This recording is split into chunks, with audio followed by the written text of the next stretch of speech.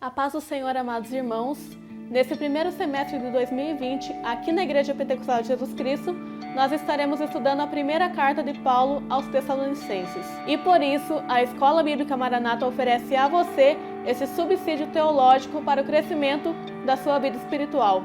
Acompanhe conosco juntamente com o professor Leonardo Nogueira.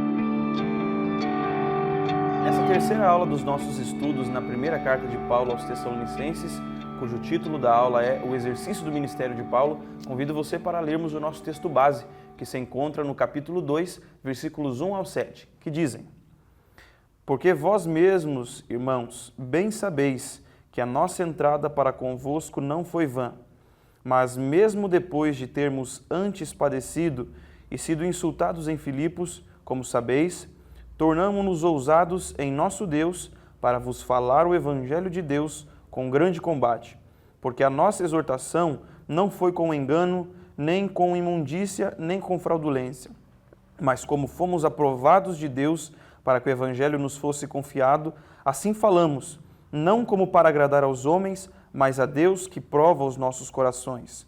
Porque, como bem sabeis, nunca usamos de palavras lisonjeiras, nem houve um pretexto de avareza, Deus é testemunha. E não buscamos glória dos homens, nem de vós, nem de outros, ainda que podíamos, como apóstolos de Cristo, ser-vos pesados.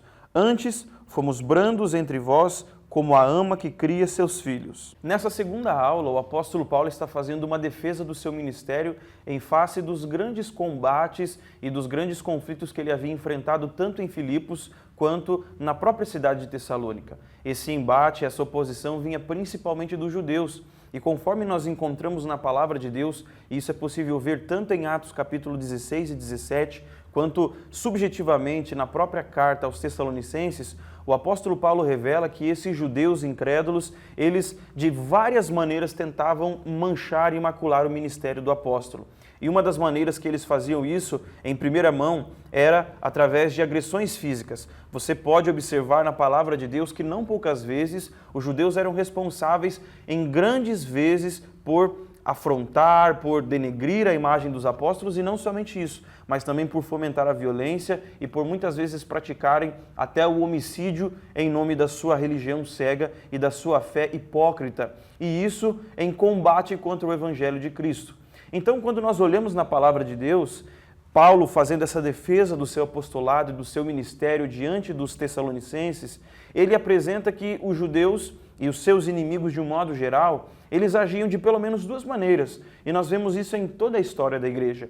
A primeira maneira que os inimigos do Evangelho tentam atrapalhar a obra do crescimento do reino de Deus e do Evangelho de Cristo é por meio de agressões físicas, de perjúrios físicos e também de ameaças físicas. Paulo ele enfrentou esse tipo de situações em todas as suas viagens.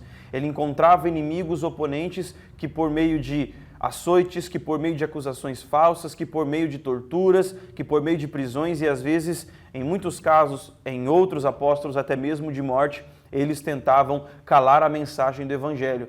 Quando, porém, isso não era possível ou não obtinham o resultado necessário, eles agiam de uma segunda forma, que talvez fosse pior do que a primeira, que era o assassinato da reputação do apóstolo Paulo. Paulo ele vai mostrar, assim como todos os outros cristãos enfrentaram, e a promessa da palavra de Deus é que eles vão enfrentar em todas as épocas, é justamente esse ataque à reputação dos filhos de Deus.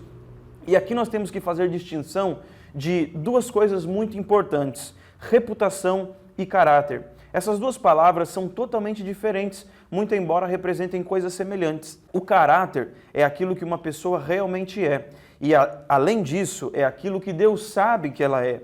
Já a reputação é aquilo que as pessoas pensam sobre esta pessoa. É a visão que os outros têm acerca de mim. Isso é reputação. E muitas pessoas pensam que a reputação ela não é importante na vida do cristão. Como se dissesse, o importante é o que Deus sabe que eu sou e não é o que falam de mim. Existe uma velha frase atribuída a uma cantora famosa que diz: falem bem ou falem mal, mas falem de mim. para o cristão isso é uma grande mentira. Para o cristão isso é uma bobagem, porque o cristão ele deve se importar com aquilo que falam dele, e não se falam bem ou falam mal, mas deve prezar para que as pessoas falem e falem bem dele. É fato que a palavra do Senhor diz também que haveria um tempo, e esse tempo ele já chegou, esse tempo ele vem acompanhando a igreja, e o próprio Jesus advertiu acerca disso, que os homens mentindo falariam todo mal de nós. E neste momento deveríamos nos alegrar e nos confortar pelo fato de que estávamos sendo caluniados por amor a Cristo. Mas note que Jesus disse, bem-aventurados sois quando mentindo disserem todo mal de vós, e não quando disserem a verdade. Agora, quando eles falam mal de nós, mas dizem a verdade, e a verdade que eles dizem é má a nosso respeito, isso é um sinal de alerta.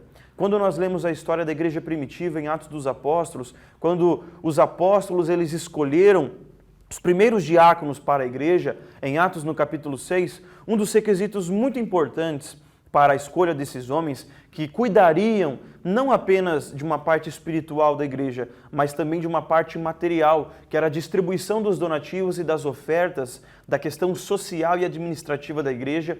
Uma das características fortes desses homens era que eles deveriam ser homens de boa reputação. A reputação é aquilo que as pessoas pensam a nosso respeito. A reputação é aquilo que as pessoas veem de nós. É a impressão que o mundo tem de nós. Nós somos uma coisa, Deus sabe que nós somos isso. Mas o que o mundo pensa de nós? Quando nós falamos mal de alguém, quando nós denegrimos a imagem de alguém, nós estamos assassinando a reputação dessa pessoa. Você já deve ter presenciado situações em que uma pessoa que você nem ao menos conhece, mas você ouviu tanto mal acerca dessa pessoa que você nem consegue ouvi-la, você nem consegue recebê-la, você não consegue dar crédito a essa pessoa. E era justamente isso que estava acontecendo com o apóstolo Paulo e os seus companheiros.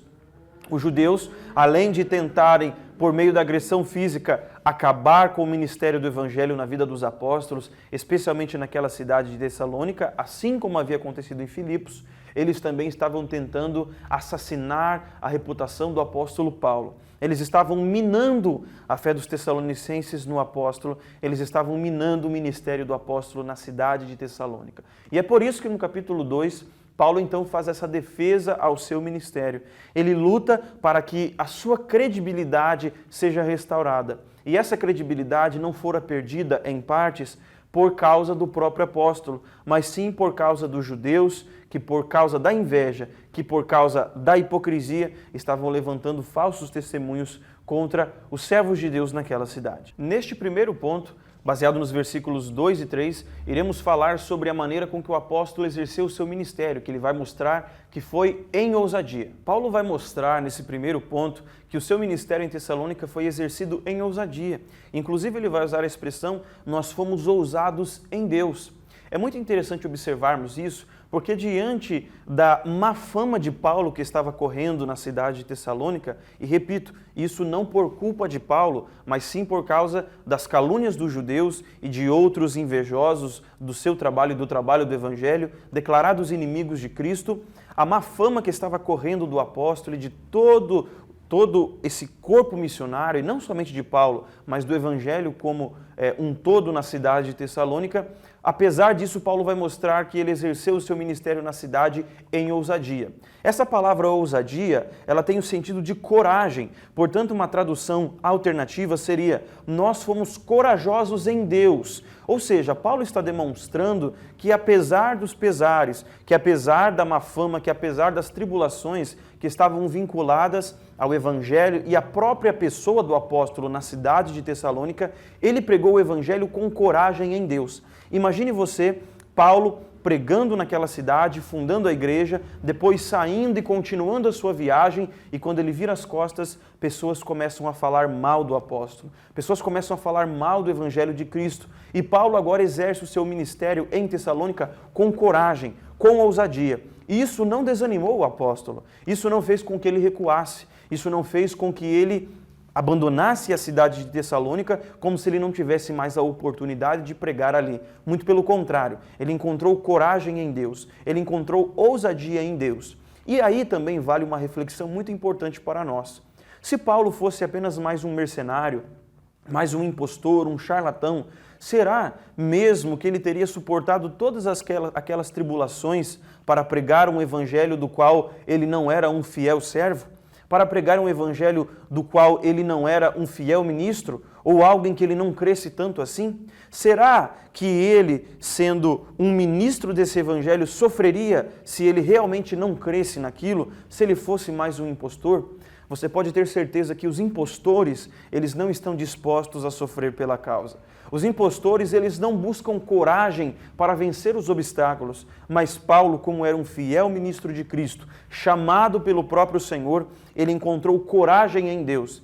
E é isso que muitas vezes precisamos para o exercício do ministério em Cristo, para o exercício do ministério na obra de Deus, de coragem, porque vamos encontrar inimigos, vamos encontrar adversários, vamos encontrar oponentes. E muitas vezes esses oponentes são os próprios domésticos. Paulo ele encontrou oponentes naqueles que eram do seu próprio sangue, judeus como ele. Ele encontrou oponentes naqueles dos quais ele era doutor, ou seja, os judeus.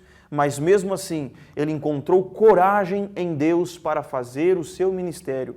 E com isso nós vemos também uma característica muito marcante do ministério do apóstolo, que era justamente a motivação do seu apostolado, era a motivação do seu ministério. Paulo ele vai dizer lá na carta aos Filipenses que muitos pregam o evangelho por discórdia, por infâmia, por inveja, por muitas razões das mais diversas e das mais improváveis, mas outros também pregam de boa mente e com um bom coração. Ele diz, portanto, que o importante não é isso, mas é que o evangelho seja anunciado. Só que com isso vale também nós lembrarmos que muitas pessoas pregam o evangelho e exercem o ministério pelas mais diversas razões. Muitos fazem de maneira como um grande impostor. Muitos são mercenários, muitos são ladrões, muitos são falsos, mas também muitos são verdadeiros, muitos são fiéis. E Paulo estava justamente nesse grupo dos fiéis, daqueles que representavam o nome de Cristo com coragem, com ousadia, que não tinham medo da face afrontosa dos seus adversários. Como dizemos, em nosso ditado popular, não tinham medo da cara feia do inimigo. Ele não tinha medo, ele enfrentava com coragem, e coragem essa que vinha de Deus. Se ele não tivesse essa coragem de Deus, ele não teria a capacidade e a coragem, a cara de voltar e pregar o evangelho naqueles lugares. Mas como ele era um homem fiel e temente a Deus, que encontrava suas forças em Deus, ele foi capaz de retornar então em ousadia para pregar o evangelho, para anunciar a mensagem de Cristo e para confrontar aqueles irmãos, alegando toda a sua autoridade, mostrando que ele era um apóstolo chamado por Cristo para exercer o ministério naquela cidade. E assim serve-nos de lição que nós também devemos buscar esta coragem em Deus para exercer o nosso ministério, para que ele seja eficaz. No segundo ponto, baseado nos versículos 4 e 5, o apóstolo Paulo vai mostrar que ele exerceu seu ministério como um verdadeiro mordomo. A palavra mordomo traz também como sinônimos servo, ministro ou mesmo dispenseiro. E isso indica alguém que está responsável por cuidar e administrar algo que não lhe pertence, algo que pertence ao seu senhor. Na nossa concepção contemporânea, o mordomo é aquele serviçal de uma casa que serve o cafezinho para o seu patrão. Mas quando nós olhamos para o verdadeiro sentido da palavra, ele é muito maior do que isso. É alguém que administra algo que não lhe pertence. É alguém que administra algo que está apenas sob sua responsabilidade por um momento. E você pode pensar em mordomia como uma analogia na parábola dos talentos. Aqueles homens que receberam talentos para cuidar por algum tempo e depois deveriam prestar contas em relação àquilo. Da mesma forma, Paulo se sentia em relação ao Evangelho de Cristo. Ele não era dono da palavra, ele não era dono do Evangelho, ele não era dono da obra, mas ele apenas cuidava, ele apenas administrava, ele apenas geria os recursos disponíveis para que essa mensagem pudesse chegar ao máximo de pessoas possíveis de acordo com as suas capacidades. E Paulo vai mostrar que uma das tentações constantes no ministério de todo cristão, especialmente daqueles que se entregam à palavra de Deus para anunciar a palavra, é justamente o desejo de agradar as outras pessoas. É o desejo de buscar a aprovação das outras pessoas. E Paulo mostra, bem como toda a palavra de Deus, que isso é um perigo muito grande.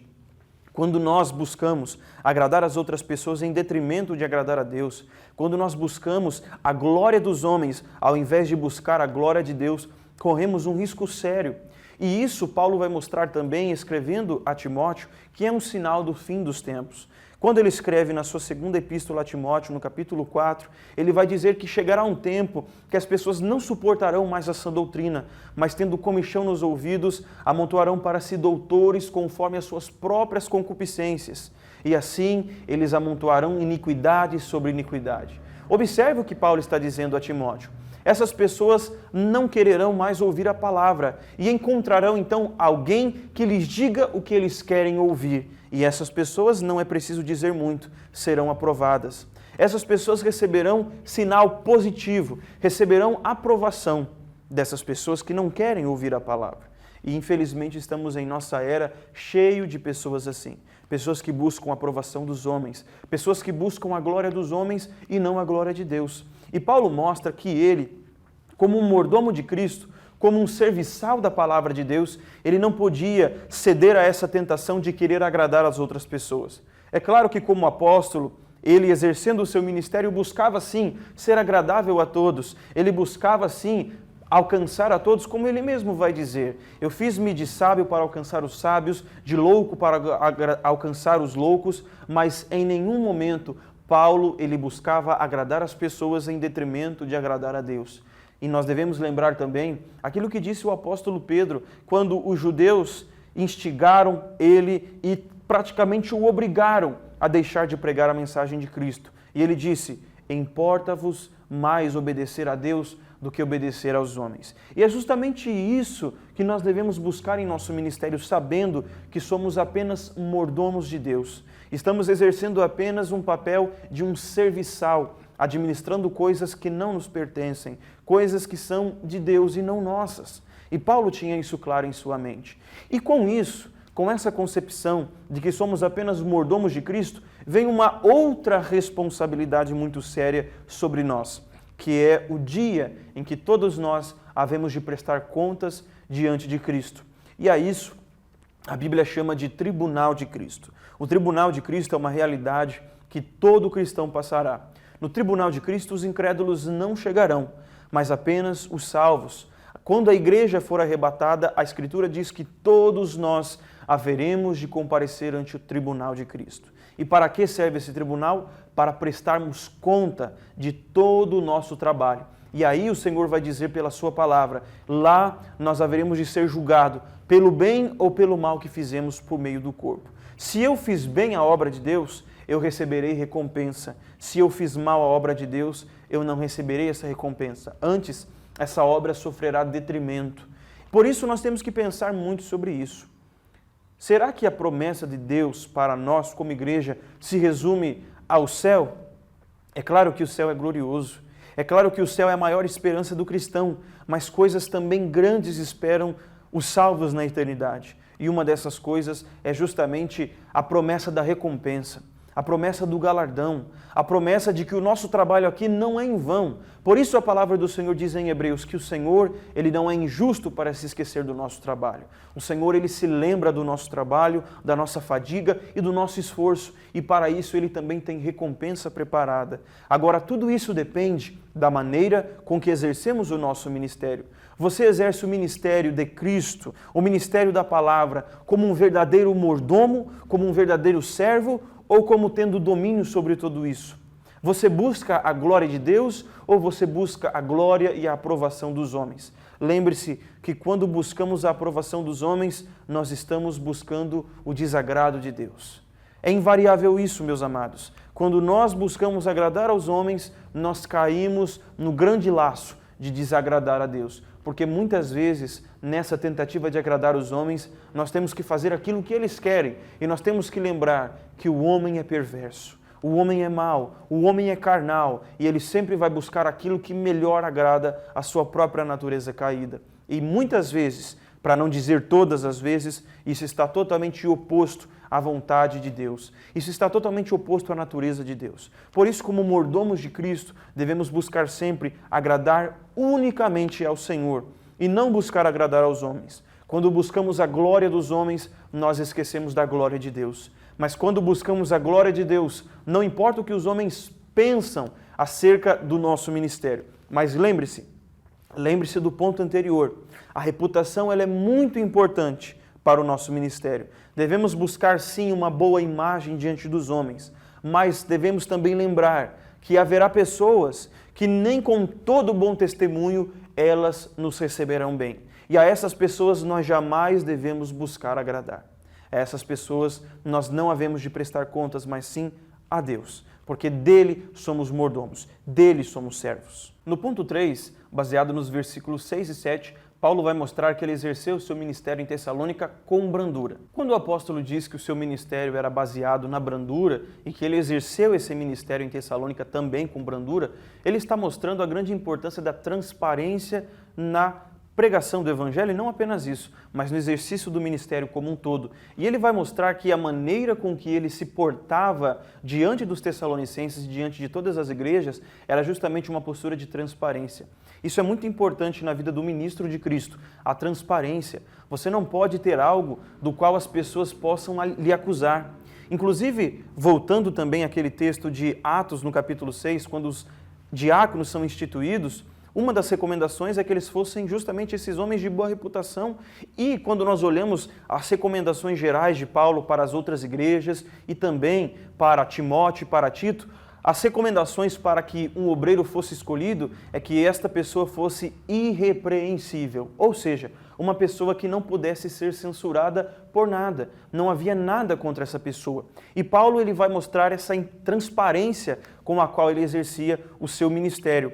E isso é importante porque, apesar de toda a autoridade que o apóstolo podia relegar a si e que ele podia reivindicar a si como apóstolo de Cristo, assim como ele fez, porque o capítulo 2, ele está reivindicando essa autoridade apostólica, mas o que nós vemos aí é justamente um equilíbrio na maneira com que Paulo tratava os tessalonicenses. Ele não foi áspero demais, ele não foi ríspido demais, mas ele foi temperante, ele foi equilibrado, ele foi moderado. Por quê? Porque nós podemos ver também que ele agiu com brandura, ele agiu com leveza, ele agiu com meiguice, de tal maneira que ele vai dizer que ele está tratando aqueles irmãos como uma mãe trata o seu próprio filho, como uma ama trata o seu próprio filho. E você deve imaginar como uma mãe trata o seu filho recém-nascido, que ele precisa ser amamentado, precisa ser cuidado, precisa ser protegido, precisa ser suprido de amor, de carinho. Assim Paulo também tratava aquela igreja.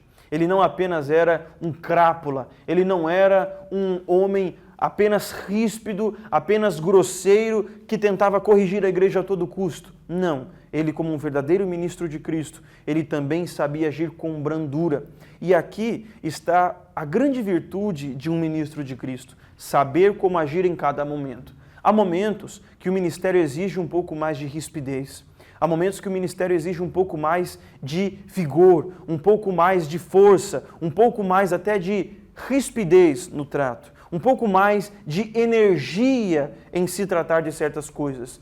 No entanto, há momentos também que o ministério exige um pouco mais de brandura, um pouco mais de meiguice. Inclusive, não podemos esquecer que o fruto do Espírito é também a meiguice, a brandura, a temperança, o domínio próprio e justamente a longanimidade e a benignidade, que é o tratar bem as outras pessoas. Paulo, ele não era uma pessoa que chegava, como dizemos, quebrando tudo na igreja. Não, ele também sabia tratar aqueles irmãos com o devido respeito e com o devido carinho. Afinal de contas, ele ganhou aqueles irmãos para Cristo, ele sabia o quanto havia sofrido para isso. É muito interessante você ver certos ministros, ditos ministros de Cristo por aí, que eles vivem de espancar a igreja de Deus sem piedade, como pastores severos, como verdadeiros mercenários. O próprio Jesus vai mostrar no Evangelho segundo João que aquele que não é o pastor, ele não tem pena das ovelhas, ele não tem amor pelas ovelhas. Quando vem o lobo, ele foge e deixa as ovelhas sozinhas, como se dissesse, se virem. Mas o verdadeiro pastor, ele não é assim. Ele protege, ele cuida e ele zela pelo rebanho. Quando é necessário corrigir e repreender, ele o faz. mas quando é necessário o amar, quando é necessário o afagar, quando é necessário mostrar brandura e ternura, ele também é capaz de fazê-lo. Afinal de contas, ele é um ministro de Cristo. Ele está instituído por Deus em favor da igreja. O ministro nunca pode esquecer isso. Deus não dá igrejas para ministros, mas ele dá ministros para a igreja. O ministro é um presente de Deus para a igreja e não o contrário. Deus não dá uma igreja para o pastor, mas ele dá pastores para a sua igreja. E é isso que o ministro deve sempre lembrar. Ele é um presente de Deus dado para a sua igreja, para cuidar e para zelar dela. Lembremos do que o apóstolo Paulo disse para os coríntios: eu estou zeloso de vós com o zelo de Deus. Eu quero apresentar vocês como uma virgem pura a um marido, a saber, a Cristo. E Paulo, para dizer isso, ele disse: se for necessário, me suportem na minha loucura. Se vocês acham que eu estou louco, me suportem um pouco, porque na verdade isso que vocês acham que é loucura é zelo de Deus para cuidar da alma de vocês. A própria carta aos Hebreus também vai dizer que nós devemos honrar e respeitar os pastores, porque eles zelam de nós, porque eles hão de dar conta pelas nossas almas. E nós devemos honrá-los, respeitá-los, obedecê-los, para que eles não façam esse trabalho gemendo e chorando.